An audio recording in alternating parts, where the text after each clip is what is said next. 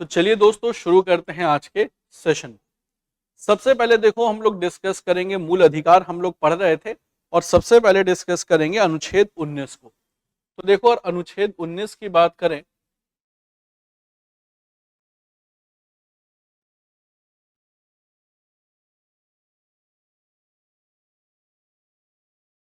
अनुच्छेद 19 की, तो इसमें 6 लोकतांत्रिक स्वतंत्रताएं दी गई हैं। 6 लोकतांत्रिक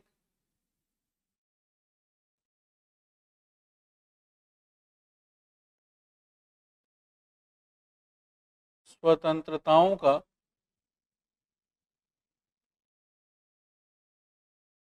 वर्णन है। और ध्यान रखिएगा दोस्तों कि जो मूल संविधान था, जो हमारा मूल संविधान था,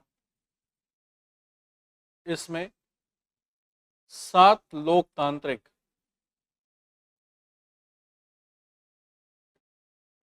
स्वतंत्रताओं का 7 लोकतांत्रिक स्वतंत्रताओं का वर्णन है।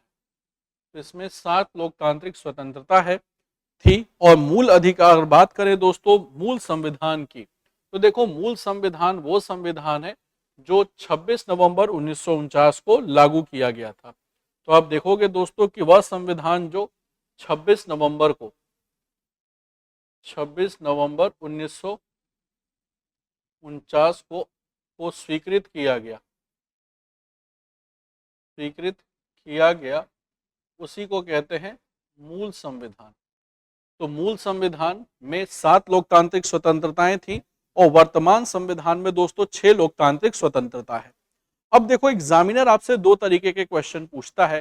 पहला तो सीधा सीधा आपसे पूछ लेगा कि भाई जो अनुच्छेद 19 में है उसमें कितनी लोकतांत्रिक स्वतंत्रताएं हैं, तो वो आप बता सकते हैं कि वर्तमान में 6 हैं, मूल संविधान में 7 हैं। एक पूछा जाता है कि इनमें से कौन सी लोकतांत्रिक स्वतंत्रता है, और कौन सी लोकतांत्रिक स्वतंत्रता कई बार पूछा जाता है नहीं है। तो दोस्तों उसको याद रखने का एक बड़ा सिंपल सा तरीका, देखो यहाँ पर 7 लोकतांत्रिक स्वतंत्रताएं हैं। कई बार होता है कि हमें याद नहीं रह पाता, तो उसको याद करने का एक बड़ा अच्छा तरीका है। तो उसको एक ट्रिक है दोस्तों याद करने की, ट्रिक है याद करने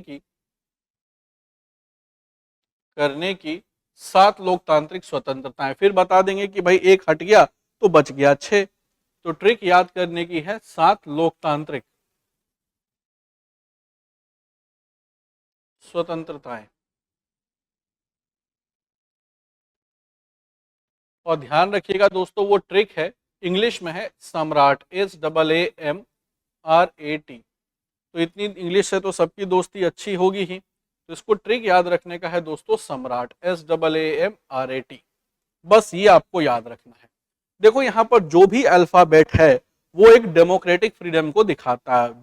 जहां जो भी अल्फाबेट है सम्राट में, देखोगे 7 अल्फाबेट है और ये 7 अल्फाबेट 7 डेमोक्रेटिक फ्रीडम्स को दिखाता है। जैसे देखो सबसे पहले है एस, तो यहां पर है freedom of speech and expression, तो अभिव्यक्ति की स्वतंत्रता है, बोलने और अभिव्यक्ति की स्वतंत्रता है। तो यहां दोस्तों हो गया एस, यहां हो गया एस। इसके बाद है असेंबल पीसफुली, असेंबल पीसफुली, तो ये हो गया भाई ए, असेंबल का ए हो गया। फिर है फॉर्म एसोसिएशन, एसोसिएशन का भी हो गया अगेन ए। फिर है move freely through out the India, यानी भारत में कहीं भी आने जाने की स्वतंत्रता है, भारत में आप कहीं आ जा सकते हैं, कोई रोक टोक नहीं है, तो वो हो गया एम। इसके बाद है freedom to reside in any part of India, तो रिसाइड का हो गया आर। फिर है freedom to acquire hold and dispose of property, इसका हो गया अगेन ए, अक्वायर का। और फिर है freedom of trade profession and occupation, तो ये हो गया दोस्त टी। तो इस तरीके से बन गया सम्राट, इस तरीके से बन गया सम्राट। बहुत आसान सा ट्रिक है, ये आपको याद भी हो गया होगा कि ये सम्राट से आप याद रख सकते हैं कि भारत में कितनी लोकतांत्रिक स्वतंत्रताएं हैं। तो मूल संविधान में थी 7, वर्तमान संविधान में है 6। अब कौन सा लोकतांत्रिक स्वतंत्रता हट गया, ये आपका अगला क्वेश्चन होगा। तो दोस्तों जो लोकतांत्रिक स्वतंत्रता हट गई वो थी article 19F, freedom to acquire, hold and dispose of property, ये जो लोकतांत्रिक स्वतंत्रता है ये हट गई थी और इसको हटाया था 44th संविधान संशोधन अधिनियम, संविधान संशोधन अधिनियम 1978 से। तो 44th amendment act, 44th amendment act, और अमेंडमेंट एक्ट को भाई इंग्लिश में ए लिख देते हैं। 44th अमेंडमेंट एक्ट 1978 जो जनता पार्टी की सरकार के समय लाया गया संविधान संशोधन अधिनियम, उससे आर्टिकल 19F को हटा दिया गया संविधान से ही। अब हट गया तो दोस्त कितना बच गया, हट गया तो बच गया 6। तो मूल संविधान में थी 7, वर्तमान संविधान में है 6। अब देखो एक क्वेश्चन और भी बनता है जो last to last year CUET में पूछा भी था। क्वेश्चन दोस्तों बड़ा सिंपल पूछा था कि प्रेस की स्वतंत्रता किस अनुच्छेद में है। तो प्रेस की स्वतंत्रता, अब प्रेस या जिसको आप कह लो कि प्रिंट मीडिया की स्वतंत्रता या प्रेस की स्वतंत्रता किस अनुच्छेद में है, तो उसका आंसर है दोस्तों कि प्रेस की स्वतंत्रता के लिए कोई अलग से अनुच्छेद नहीं है, वो आर्टिकल 19A में ही है, freedom of speech and expression में ही। तो article 19A freedom of speech and expression में ही है प्रेस की स्वतंत्रता। तो जो प्रेस की स्वतंत्रता है वो आर्टिकल 19A में ही है। यहां तक बात समझ में आ गया। तो बाबा साहेब भीमराव अंबेडकर से पूछा भी गया कि बाबा साहेब आपने सबको स्वतंत्रता तो दी, प्रेस की स्वतंत्रता कहां गई। तो प्रेस की स्वतंत्रता के लिए उन्होंने कहा कि प्रेस की स्वतंत्रता आर्टिकल 19A में है, जो है freedom of speech and expression. यहां तक बात सबको क्लियर है।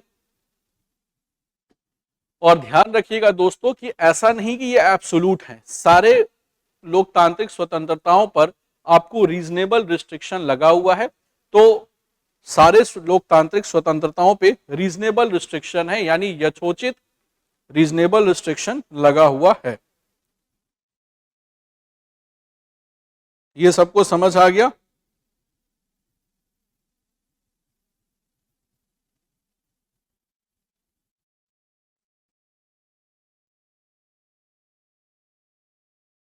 तो यहां पर ध्यान रखिएगा दोस्तों कि इसका अपवाद जो है वो कि सारे लोकतांत्रिक स्वतंत्रताओं पर, सभी लोकतांत्रिक स्वतंत्रताओं पर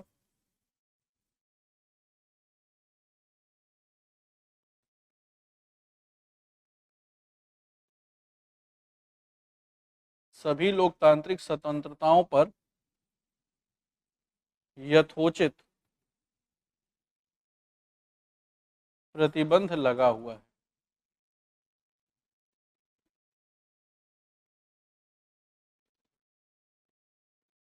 सभी लोकतांत्रिक स्वतंत्रताओं पर यथोचित प्रतिबंध लगा हुआ है कि सभी लोकतांत्रिक स्वतंत्रताओं पर रीजनेबल रिस्ट्रिक्शन है, किसी को भी आप यूं ही यूज नहीं कर सकते। जैसे freedom of speech and expression है, अभिव्यक्ति की स्वतंत्रता है, तो किसी के अगेंस्ट में कुछ भी आप नहीं बोल सकते बिना किसी प्रूफ के, कि किसी के अगेंस्ट में कुछ भी किसी ने बोलना शुरू कर दिया बिना किसी प्रूफ के। अब फ्रीडम टू फॉर्म एसोसिएशन है, असेंबल पीसफुली है, यानी आप कहीं भी शांतिपूर्ण तरीके से इकट्ठा हो सकते हैं। तो ध्यान रखना है कि शांतिपूर्ण तरीके से इकट्ठा होना है, हथियार बंद लेकर इकट्ठा नहीं होना है कि हथियार लेकर के इकट्ठा हो गए। या जहां पर सेक्शन 144 लगा हुआ है कि वहां पर एक साथ 5 आदमी से ज्यादा खड़ा नहीं हो सकता, वहां जाकर के असेंबल नहीं हो जाना है, वहां इकट्ठा नहीं होना है। जैसे एसोसिएशन बनाने की स्वतंत्रता है, संगठन बनाने की, तो वो संगठन बनाना है जो कानूनी रूप से वैध संगठन हो। पता चला कि किसी ने मिलकर के आतंकवादी संगठन बना लिया तो ये अलाउड नहीं है। यानी जो भी है सब पर यथोचित प्रतिबंध लगा हुआ है या उचित प्रतिबंध लगा हुआ है। यहां तक बात सबको समझ आ गई। अब दोस्तों बात करते हैं आर्टिकल 20 की। देखो यहां पर मैंने इसलिए ये सब इंग्लिश में लिख दिया क्योंकि मुझे सम्राट ट्रिक आपको समझाना था, और सम्राट ट्रिक अगर हिंदी में लिख देता तो मैं समझा आपको नहीं पाता। तो इसी वजह से मैंने इंग्लिश में लिखा ताकि आपको वो पूरा ट्रिक समझ में आ जाए कि किस तरीके से आप सम्राट याद रख करके पूरा का पूरा आंसर निकाल सकते हैं बिना किसी परेशानी के। इसी वजह से मैंने इसको इंग्लिश में रखा है। इसके बाद दोस्तों बात करते हैं अनुच्छेद 20 में। अनुच्छेद 20 कहता है कि कुछ अपराधों में दोष सिद्धि के संबंध में संरक्षण। हालांकि थोड़ी संवैधानिक हिंदी लिखी हुई है, इसीलिए समझने में थोड़ी दिक्कत होगी कि कुछ अपराधों के में दोष सिद्धि के संबंध में संरक्षण। ये थोड़ा सा संवैधानिक हिंदी लिखा हुआ भाई, और संवैधानिक हिंदी थोड़ी क्लिष्ट होती है। देखो इसका मतलब ये है अनुच्छेद 20 का कि अगर किसी भी व्यक्ति से कोई अपराध भी हो जाए तो अपराध के भी कंडीशन में, अपराध के भी स्थिति में उसको संवैधानिक सुरक्षा दी जाती है। यानी किसी भी व्यक्ति से, किसी भी व्यक्ति से कोई अपराध, कोई अपराध होता है तो उस स्थिति में भी, तो उस स्थिति में भी संबंधित व्यक्ति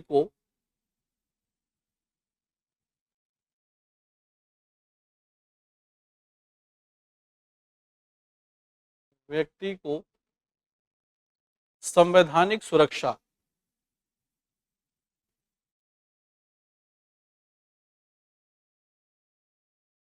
संवैधानिक सुरक्षा प्रदान की जाती है। उस व्यक्ति को भी संवैधानिक सुरक्षा प्रदान की जाती है कि किसी भी व्यक्ति से अगर कोई अपराध भी होता है तो उस स्थिति में भी उस व्यक्ति को संवैधानिक सुरक्षा दी जाती है। अब ऐसा नहीं है कि मान लीजिए किसी व्यक्ति से कोई अपराध हुआ, उसके सारे अधिकार खत्म कर दिए गए, सीधे उसको सजा दे दी गई, नहीं, ऐसा बिल्कुल भी नहीं होता है। तो हमारे यहाँ भारत में ऐसा भी है कि कोई व्यक्ति से किसी भी प्रकार का अपराध भी होता है तो उस परिस्थिति में भी उस व्यक्ति को संवैधानिक सुरक्षाएं दी जाती है। अब दोस्तों यहाँ पर कौन सी संवैधानिक सुरक्षा दी जाती है उस पर भी चर्चा कर लेते हैं। तो अब कौन सी सुरक्षा दी जाती है ये देखो, कौन सी सुरक्षा दी जाती है ये भी देख लीजिए, थोड़ा सा समझ में आपको आ जाना चाहिए। पहला है दोस्तों कि अगर किसी पर मुकदमा दायर होता है और अगर सजा मिलती है, और सजा मिलती है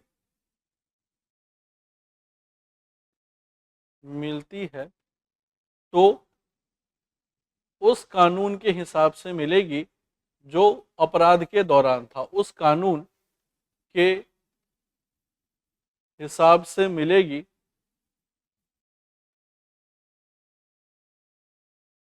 जो अपराध करने के दौरान था, अपराध करने के दौरान, ना कि वर्तमान कानून से, ना कि वर्तमान कानून से। क्या मतलब है इसका, इसको समझो। देखिए मान लीजिए किसी व्यक्ति ने कोई अपराध किया, और अपराध किया तो उसको पुलिस ने अरेस्ट कर लिया, पुलिस ने अरेस्ट कर लिया, अब उस पर चल गया मुकदमा, और मुकदमा चला और उसको सजा मिल गई। तो दोस्तों जो मुकदमा का जो प्रोसेस होगा और जो सजा होगी वो उसी कानून से मिलेगा, जब उस व्यक्ति ने, उसी कानून से मिलेगा जब वो जो कानून उस व्यक्ति के अपराध करने के दौरान लागू था, ना कि बाद में मान लो कानून बदल गया और नया कानून आ गया, उसके हिसाब से नहीं मिलेगा। जो कानून उस अपराध करने के दौरान में चलन में था उसी कानून के हिसाब से सजा मिलेगी, ना कि चलो मुकदमा चल रहा उसी समय कानून बदल गया तो उसको वर्तमान कानून से दे दिए, ऐसा नहीं। यानी जो मुकदमा चलेगा, सजा मिलेगी, अगर मिलती है तो न्यायालय से, तो उसी कानून के हिसाब से मिलेगी जो अपराध करने के दौरान था। जैसे मैं एक एग्जांपल दूं दोस्तों, एक बड़ा फेमस केस था, दिल्ली का बड़ा फेमस केस था, विभत्स केस कह लीजिए इसको, जो कि निर्भया केस मान कहा जाता है। आप कभी इंटरनेट पर भी, खैर उस समय आप लोग बहुत छोटे होंगे, तो कभी निर्भया केस टाइप करिएगा तो आपको मिलेगा इंटरनेट पर। उस समय दोस्तों होता क्या है कि उस समय उस केस में एक बच्चा भी इन्वॉल्व था। जैसे जनरली उसमें 7-8 लोग इन्वॉल्व थे और उस इन्वॉल्वमेंट में एक बच्चा भी था। जब वो केस हो गया तो पुलिस ने उन सबको पकड़ा, और पकड़ा तो उस बच्चे को भी पकड़ लिया। अब बच्चा जो है था कि जिस समय उसने वो क्राइम किया था उस समय उसकी जो एज थी वो 18 साल से कम था। और जो जुवेनाइल जस्टिस एक्ट कहता था कि अगर कोई पर्सन 18 साल से कम है तो उस पर्सन को बड़ों के जैसा सजा नहीं दिया जा सकता, उसको जेल में नहीं बंद कर सकते, उसको रखा जाएगा रिमांड होम में, जहां बच्चों को सुधार के लिए रखा जाता है, उसको जेल नहीं दे सकते। और जिस समय ये निर्भया केस अपने प्रोसेस में था, जब चल रहा था, उसी समय जुवेनाइल जस्टिस एक्ट अमेंड किया गया और कहा गया कि नहीं, अगर कोई बच्चा है जो 14 साल और उससे ऊपर का है और कोई बड़ा क्राइम कर देता है तो उसकी जो सजा होगी वो बिल्कुल बड़ों के जैसी होगी। कोई बड़ा क्राइम कर देता है, जैसे किसी का मर्डर वर्डर कर देता है या किसी को आग से जला कर देता है, इस टाइप से अगर कोई एक्टिविटी करता है तो उसको सजा मिलेगी बिल्कुल बड़ों के जैसी।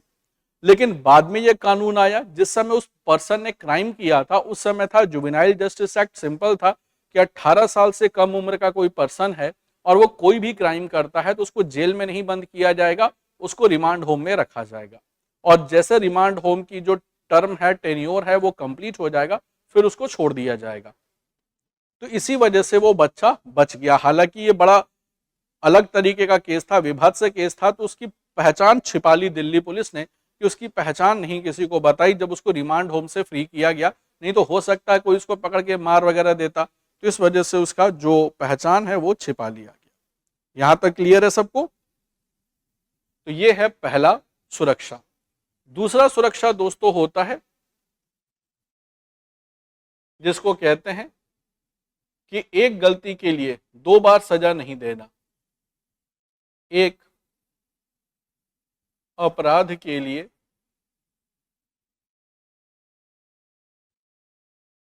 2 बार सजा नहीं देना।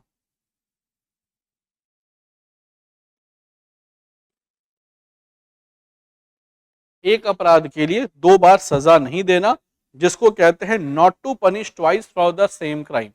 यानी एक ही गलती किसी ने की है तो उसके लिए 2 बार सजा देने का वो अधिकारी नहीं है, 2 बार सजा का अधिकारी नहीं है, तो एक गलती 1 बार सजा मिलेगी। तीसरा है कि स्वयं के विरुद्ध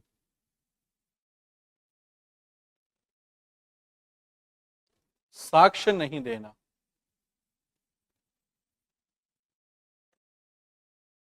स्वयं के विरुद्ध साक्ष्य नहीं देना। देखिए, मान लीजिए किसी पर्सन ने कोई क्राइम किया, पुलिस ने पकड़ लिया। पुलिस अब उस पर्सन से ये नहीं कहेगी कि हमको इन्वेस्टिगेशन आगे करना है तो तुम अपने अगेंस्ट में ही एविडेंस दो, अपने ही अगेंस्ट में आप एविडेंस दो।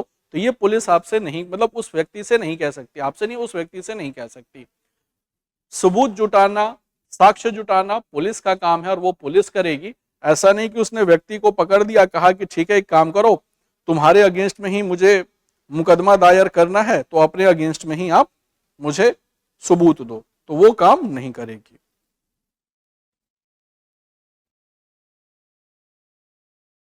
यहां तक बात समझ में आ गया?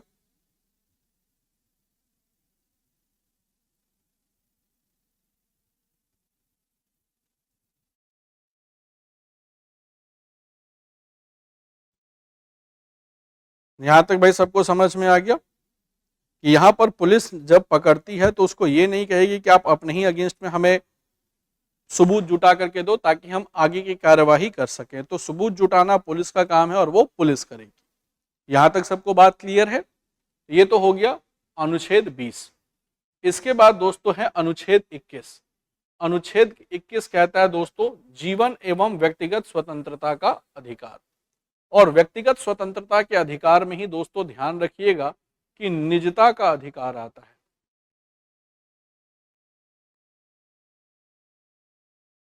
तो व्यक्तिगत स्वतंत्रता के अधिकार में ही निजता का अधिकार आता है।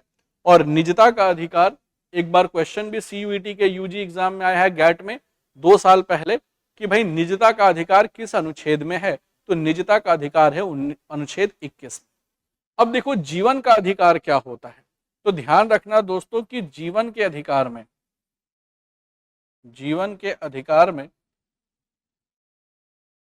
मृत्यु का अधिकार नहीं है। मृत्यु का अधिकार नहीं है।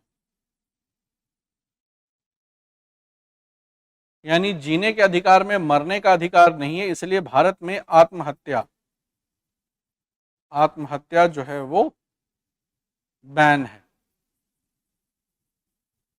आत्महत्या बैन है कि किसी ने आत्महत्या करने की कोशिश की तो उस पर पुलिस कार्यवाही हो जाती है। आत्महत्या करने पर पुलिस कार्यवाही हो जाती है और वो पर्सन को बचा लिया गया तो ठीक है। और दूसरा दोस्तों कि जीवन का अधिकार लेने का, जीवन के अधिकार की समाप्ति समाप्ति केवल कानून के द्वारा, केवल कानून के द्वारा की जा सकती है।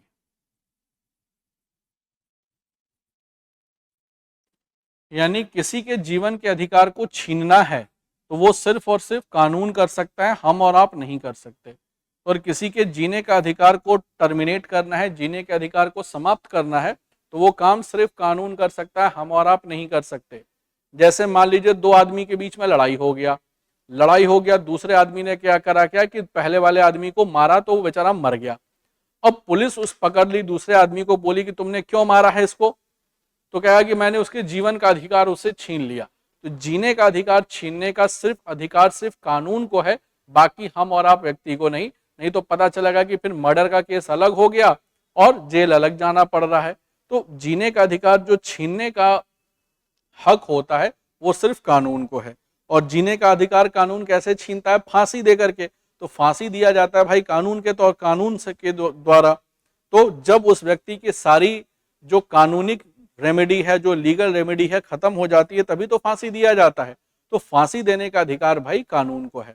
और जो आपको लगता है एनकाउंटर कि भाई पुलिस एनकाउंटर भी कर देती है, तो एनकाउंटर में दोस्तों वो आत्मरक्षा के लिए गोली चलाया जाता है। और पहले एनकाउंटर का भी नियम है कि पहले पैर पे मारना है, कमर के नीचे मारना है।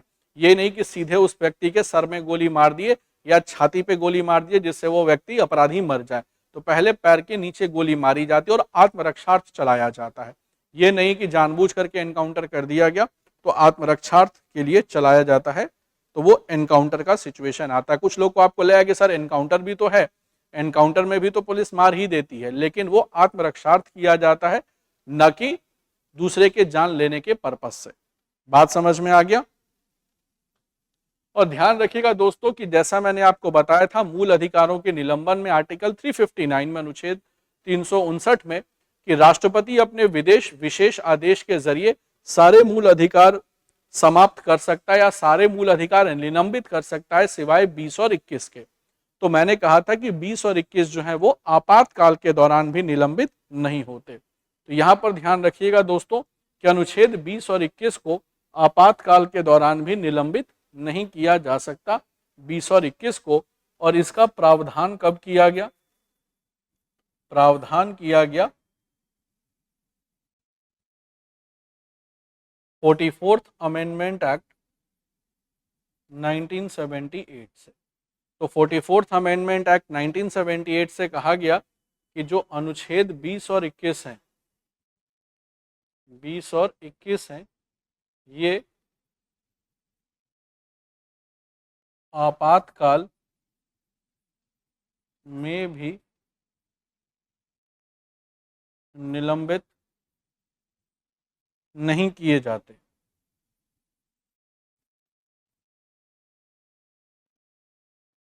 ये आपातकाल में भी निलंबित नहीं किए जाते, अनुच्छेद 20 और 21। यहां तक बात सबको समझ आ गई दोस्तों?